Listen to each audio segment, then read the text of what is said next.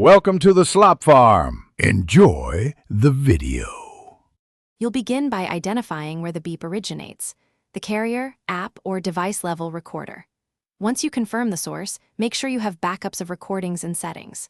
Next, install any necessary tools or updates, system logs, an audio editor, or the app's advanced menu. If the beep is in an app, open its permissions and recording options now.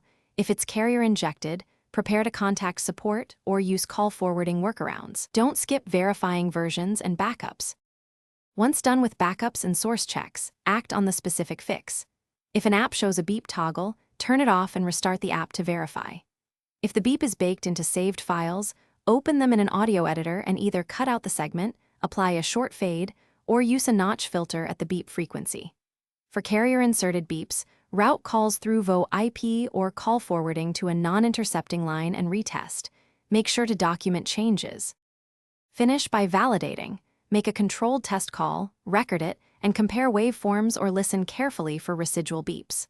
Once clean, document the exact steps and create a restore point so you can undo changes if needed.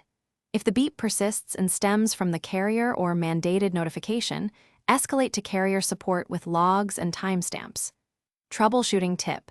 If edits introduce artifacts, use a gentle crossfade or spectral repair rather than hard cuts to preserve natural speech quality. Thanks for watching. Consider subscribing if we helped you today.